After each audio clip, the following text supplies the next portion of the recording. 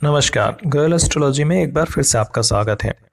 जैसा कि हम हमारी पूर्व की वीडियोस में आपको बता चुके हैं कि हमारी जन्म कुंडली में दिखाई देने वाले ग्रह वास्तविकता में हमारे पूर्व जन्म के संचित कर्मों का ही फल होते हैं, जो हमें हमारी जन्म कुंडली में वर्तमान में दिखाई देते हैं।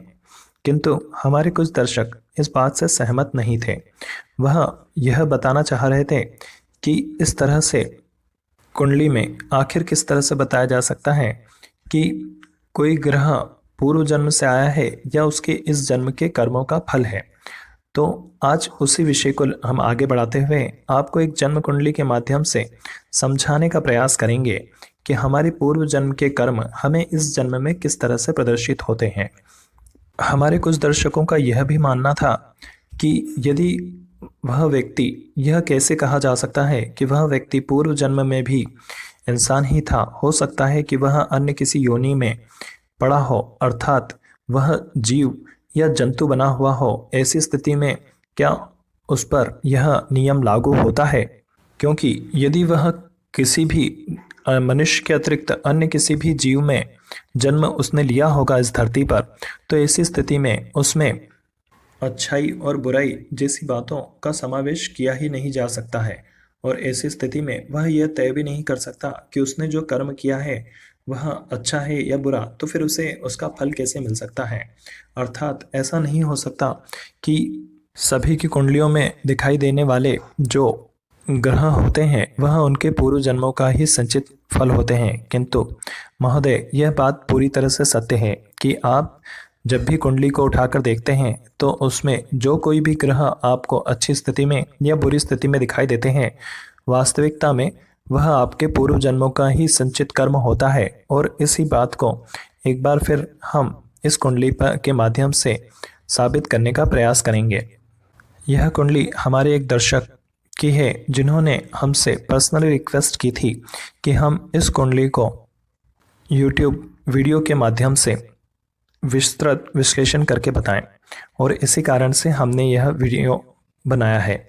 साथ ही हम उन प्रश्नों का उत्तर भी देना चाहते थे जिसमें दर्शकों ने हमसे यह पूछा था कि किस तरह से यह जान सकते हैं कि हमारे पूर्व जन्मों के कर्मों के कारण ही हम यह दुख भोग रहे हैं, या फिर हम इसी जन्म के हमारे कर्म हैं जो हमें यहाँ दिखाई पड़ रहे हैं। सर्वप्रथम तो हम आपको बता दें कि जब भी कोई मनुष्य जन्म लेता है तो वह जो भी कोई कर्म करता है उसी के अनुसार उसके ग्रहों का स्वभाव बदलता रहता है।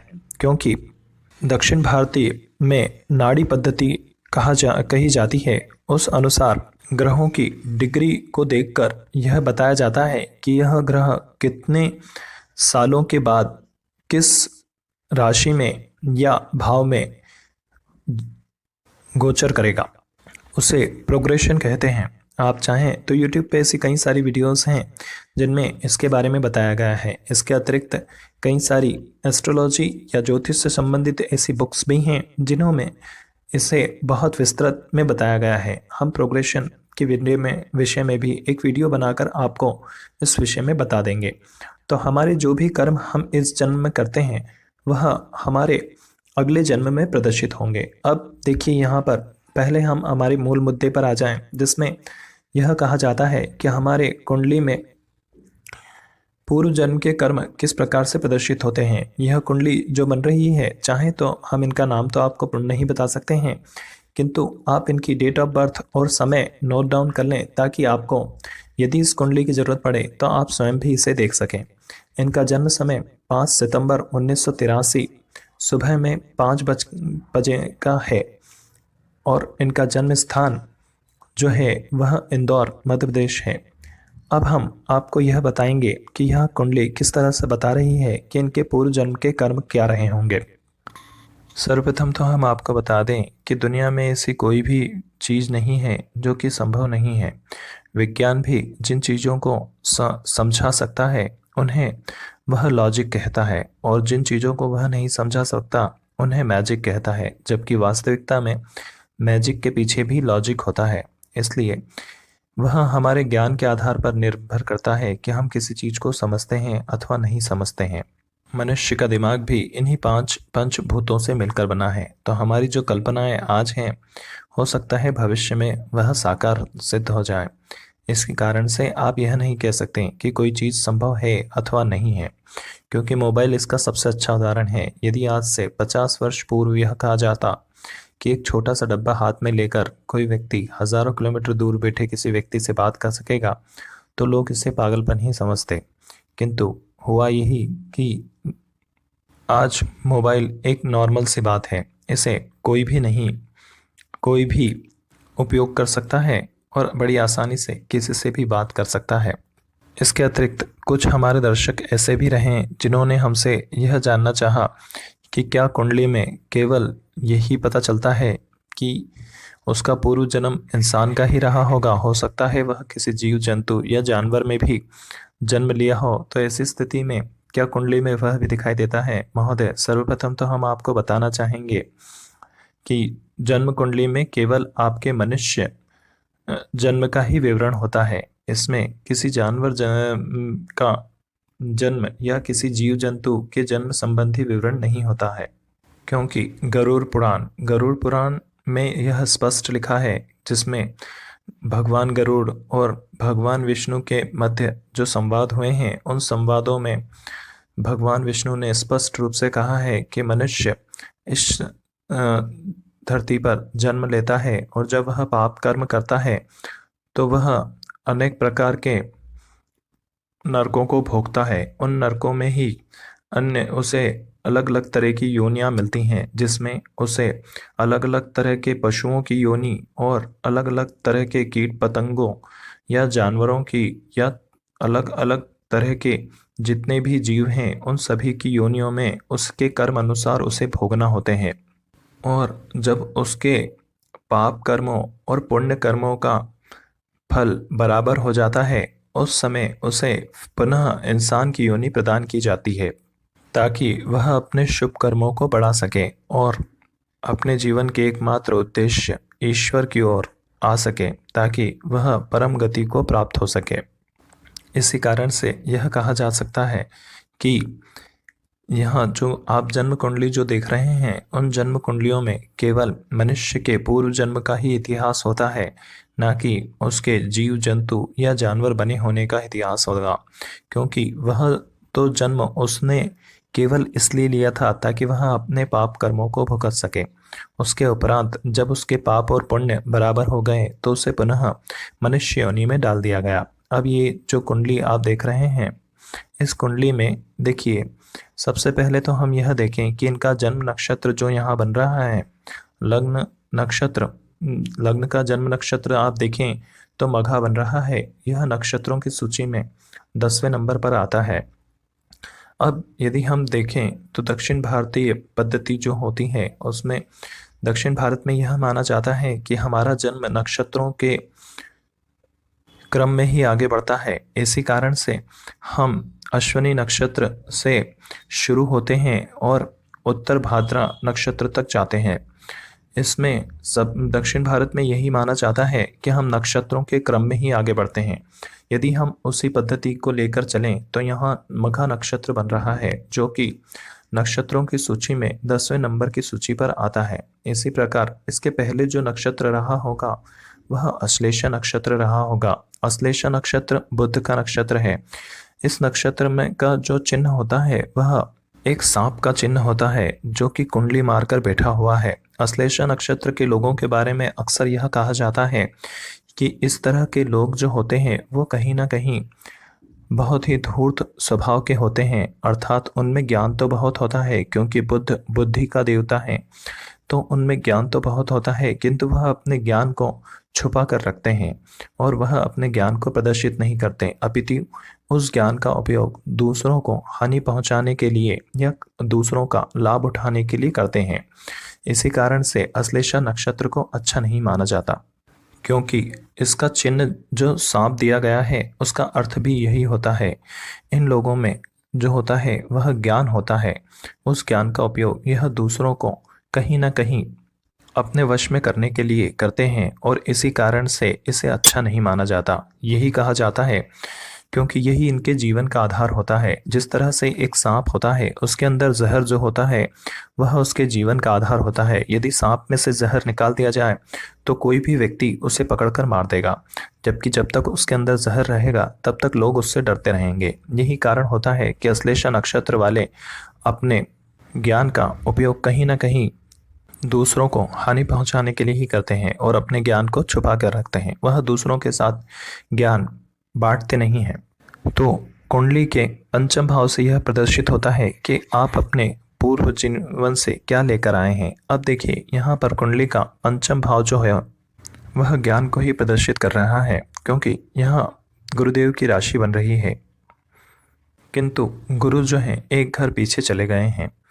इसके अतिरिक्त इस कुंडली में आप एक बात और देखिए कि इसमें जितने भी फीमेल प्लैनेट्स या स्त्री ग्रह हैं वह बहुत अच्छी स्थिति में हैं, जबकि जो मेल प्लैनेट्स हैं या पुरुष ग्रह हैं वह बहुत बुरी स्थिति में हैं। जैसे कि आप यहाँ पर मंगल को देखें, मंगल नीच राशि में है, अर्थात इनका साहस और बल जो है वो क्षीण हो जाएगा। वहीं सूर्य को देखिए, स्वयं राशि में होते हुए भी शत्रु के साथ विराजमान है, और उसके दोनों और दो स्त्री ग्रह, मतलब एक तरफ मरकरी जिसे नपुंसक ग्रह भी कहा जाता है, वहीं दूसरी ओर चंद्रमा है जो कि एक स्त्री ग्रह है। इस प्रकार से दोनों ओर स्त्री ग्रह होने के कारण तय नहीं कर पाएगा। फिर उसका मंगल जो साहस पराक्रम है वह नीच राशि में बैठा है, इसलिए उसका उपयोग भी नहीं कर पाएगा। अब यहाँ सैटर्न कारक नहीं होते हैं, मतलब शनिदेव यहाँ कारक नहीं होते हैं।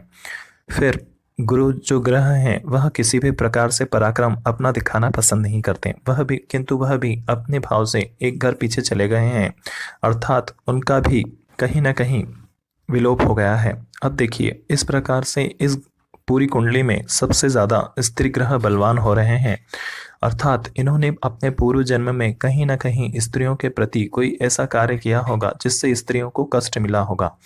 तो इस जन्म में स्त्रियां ही इनको पूरी तरह से बांधे रखेंगी और इन्हें स्त्रियों पर ही आश्रित रहना पड़ेगा। ऐसा नहीं है कि यह स्त्रियों की कमाई खाएंगे, किंतु कहीं ना कहीं ऐसा होगा कि इन्हें उन स्त्रियों से मदद लेनी पड़ेगी। अब हम आपको इसका विश्लेषण करके बताते हैं कि किस प्रकार से यहाँ पर इनके जीवन में परेशानियां होंगी और क्यों इनके जीवन में पूर्व जन्म के कर्म प्रदर्शित होंगे और उन कर्मों के कारण इन्हें क्या क्या परेशानियां आने वाली है।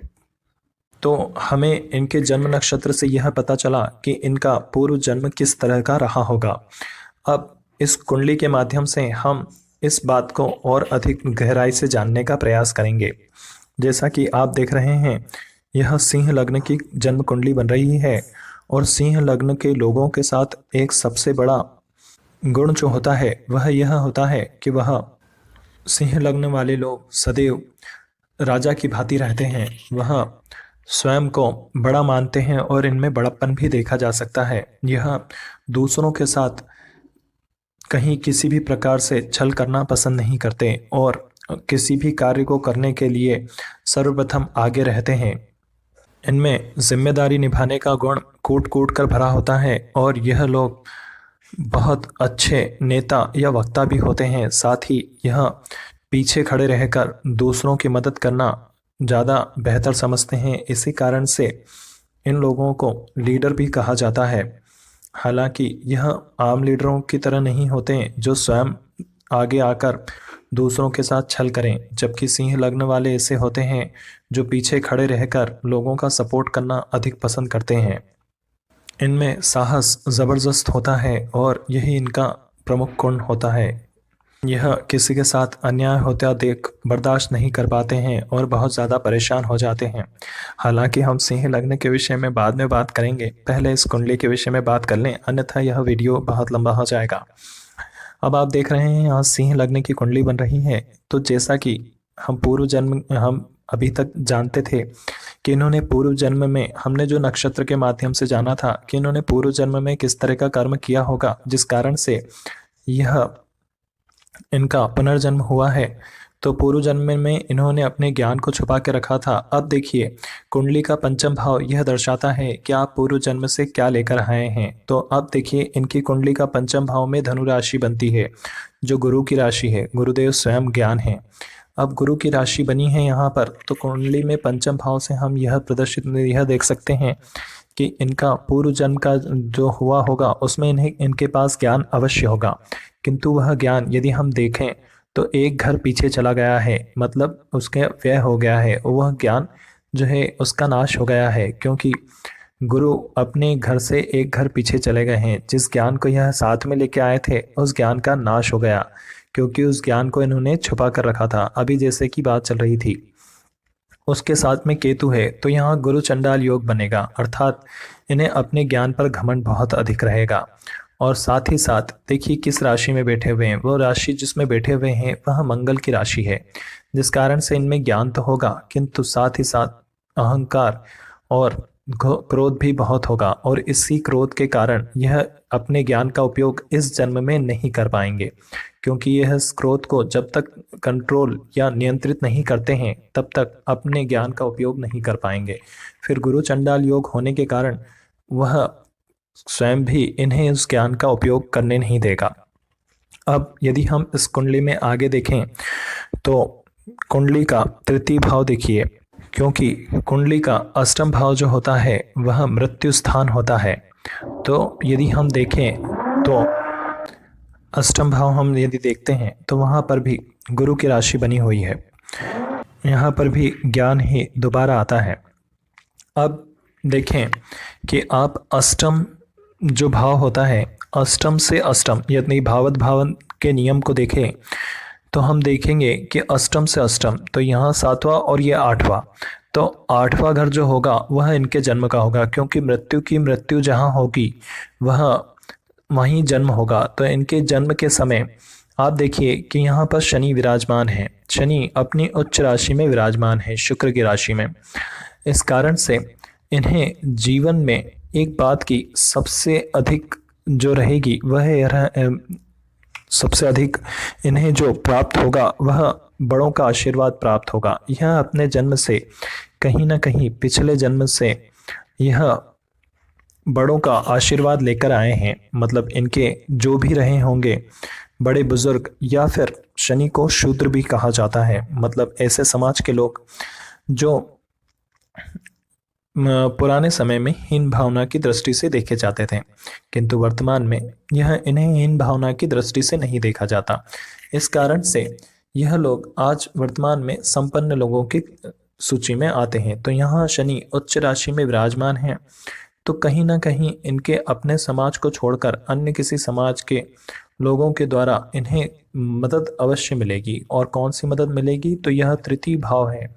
तृतीय भाव बोलचाल का होता है, तो इन्हें कहीं ना कहीं मोरल सपोर्ट या मौखिक रूप से सांत्वना अवश्य मिलेगी ऐसे लोगों से जो कि अन्य किसी समाज के हों, जो इनके समाज के ना रहे हों। उसके बाद आप यदि देखें तो लग्न में ही सूर्य स्वराशि में विराजमान है, इस कारण से यह हष्ट पुष्ट रहे होंगे, किंतु साथ में जो है शुक्र भी विराजमान है। अब यदि आप कथाओं में विश्वास करें तो शुक्र सूर्य को अपना अति शत्रु मानते हैं। शुक्र का यह मानना है कि कोई राजा का बेटा राजा नहीं बनना चाहिए, जबकि राजा वह बनना चाहिए जिसमें योग्यता हो। इसी कारण शुक्र सूर्य से नफरत करते हैं और शुक्र सूर्य के अति शत्रु हैं। तो इस कारण से इनका शरीर तो अच्छा होगा, किंतु शुक्र शत्रु राशि में विराजमान है, इस कारण से इनको धन की कमी सदैव बनी रहेगी। फिर इन्हें शरीर में त्वचा संबंधी रोग रहेंगे, क्योंकि शुक्र जो होते हैं वो खूबसूरती का कारक होते हैं, तो कहीं ना कहीं इन्हें त्वचा संबंधी रोग तो रहेंगे। हालांकि शुक्र लग्न में विराजमान है, इस कारण से इन्हें जहां एक और सुंदरता प्रदान करेंगे, वहीं दूसरी ओर इनके त्वचा संबंधी रोगों से इन्हें परेशान भी करते रहेंगे। अब यदि हम देखें तो देखिए एक राजा में सबसे बड़ा गुण क्या होता है। एक राजा का सबसे बड़ा जो गुण होता है वह होता है उसका साहस। जब ही तो वह राजा बनता है, क्योंकि अपने साहस के दम पर ही हीरो बनता है, अन्यथा वह भी बाकियों जैसा ही होता है। तो यहाँ देखिए यदि हम देखें तो इनके सुख भाव और इनके भाग्य भाव का स्वामी मंगल नीच राशि में विराजमान है। इस कारण से, और वह किसकी राशि में विराजमान है, वह चंद्रमा के साथ विराजमान है, मून।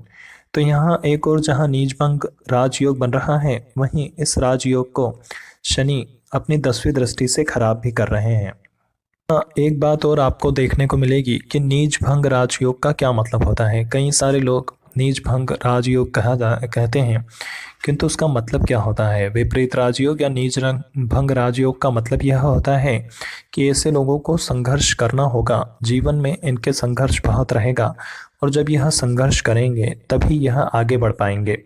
इसी को नीच भंग राजयोग या विपरीत राजयोग कहा जाता है। अब यदि हम इस कुंडली के माध्यम से देखें तो हमें पता चलता है कि इनके सप्तम भाव का स्वामी, देखिए यहाँ जो सप्तम भाव का स्वामी बन रहा है वह शनि बन रहा है, और शनि इनके तृतीय भाव में जाकर उच्च राशि में विराजमान है।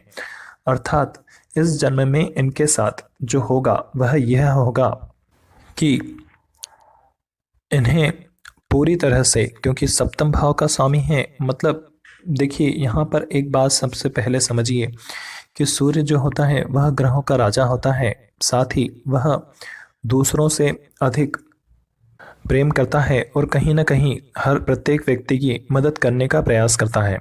किंतु अब इनके पूर्व जन्म के कर्मों में के कारण यह इस जन्म में उन्हें किस प्रकार भोगेंगे यह हम आपको बताते हैं। क्योंकि जैसा कि हमने अभी तक जाना कि इन्होंने पूर्व जन्म में इनके पास ज्ञान बहुत रहा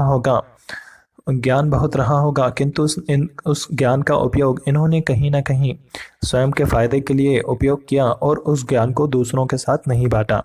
इसी कारण से इस जन्म में इन्हें सिंह लग्न में इनका जन्म हुआ है, और सिंह लग्न की प्रवृत्ति जो होती है वह दूसरों की मदद करना या दूसरों के लिए कहीं ना कहीं स्वयं को झोंक देने की होती है। वहीं कहीं भी किसी भी कार्य को करने के लिए यह सर्वप्रथम आगे खड़े होते हैं। किंतु अब देखिए, यह पूर्व जन्म में इन्होंने जो कर्म किए थे उसके कारण इस जन्म में इनका मंगल नीच राशि में जाकर विराजमान है।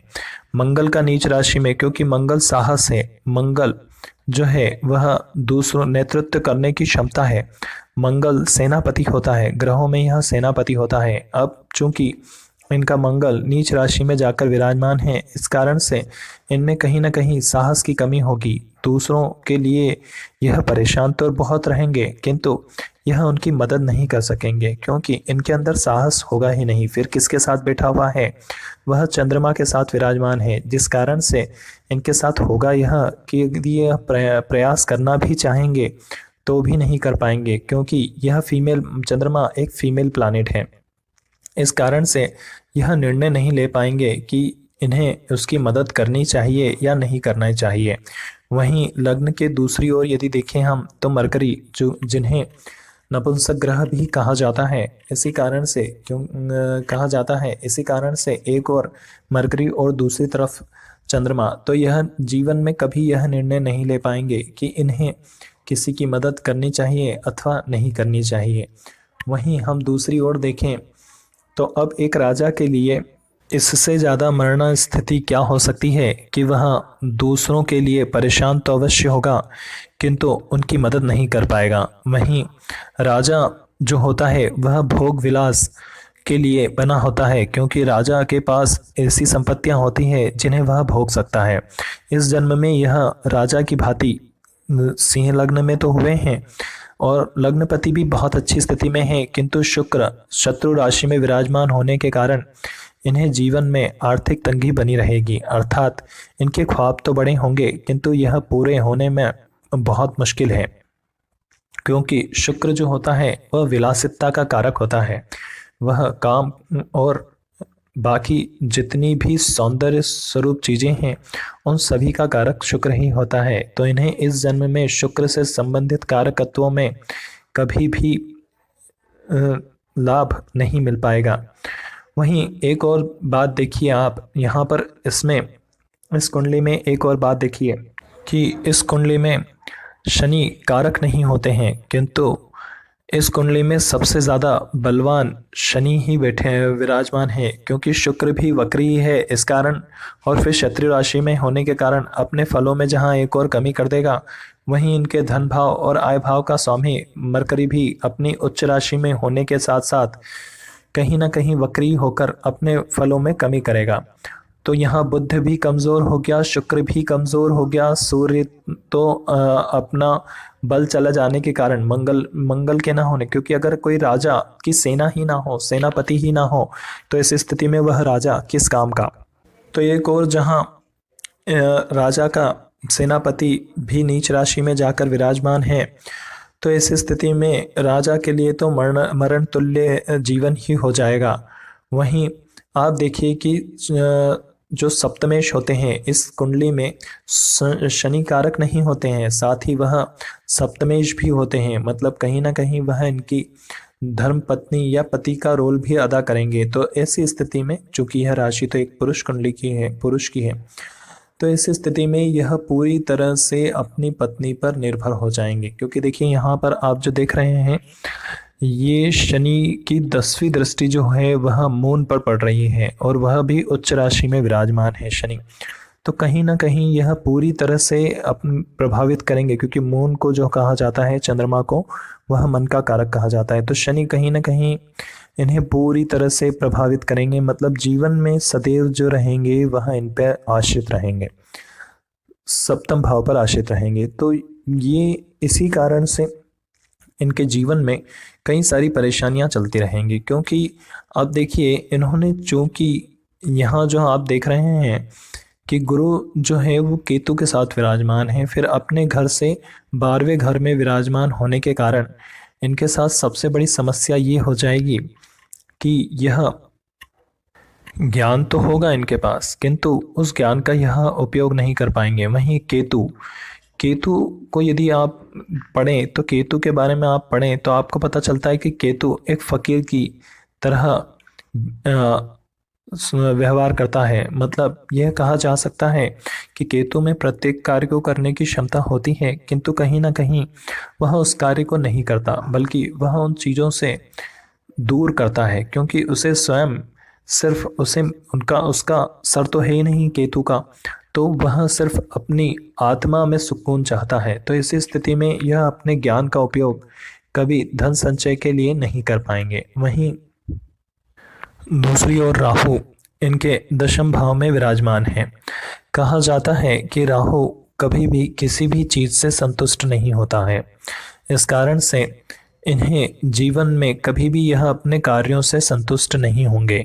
किंतु मंगल नीच राशि में होने के कारण और लग्न के दोनों ओर ही फीमेल प्लैनेट्स या स्त्री ग्रह होने के कारण ये कभी कह भी नहीं पाएंगे, अर्थात यह मन ही मन में कुढ़कते रहेंगे, या यूं कहें डिप्रेशन में बहुत ज़्यादा होंगे। किंतु यह चाहकर भी किसी भी तरह से अपने ना तो किसी की मदद कर सकेंगे और ना ही अपने जीवन को सुखमय बना सकेंगे। तो इस प्रकार से आपने देखा कि किस प्रकार से इनके पूर्व जन्म के कर्म इन्हें इस जन्म में तकलीफ देंगे। अब देखिए, यहाँ पर गुरु अष्टमेश होते हैं, तो इस कारण से जीवन में जब भी गुरु की जो होगी दशा, अंतरदशा, महादशा चलेगी, तो वह कहीं ना कहीं इनके सुखों में कमी करेंगे। क्योंकि देखिए, सुख भाव का स्वामी और भाग्य भाव का स्वामी दोनों ही जाकर नीच राशि में विराजमान हैं, मतलब जीवन में इन्हें सुख तो प्राप्त नहीं होना है। वहीं दूसरी ओर गुरु जो कि अष्टम भाव के स्वामी हैं, वह भी कहीं ना कहीं इन्हें तकलीफ ही देंगे। तो इनका जो ज्ञान था, जिसे पूर्व जन्म से ये लेके आए हैं, वही इनके तकलीफ का कारण होगा। यदि इस जन्म में यह कहीं ना कहीं इस ज्ञान को आगे बांटते हैं, तो इन्हें मदद अवश्य मिलेगी। अब चूंकि यह वीडियो बहुत लंबा हो जाएगा, इसलिए हम इसे यहीं ख़त्म करते हैं। धन्यवाद।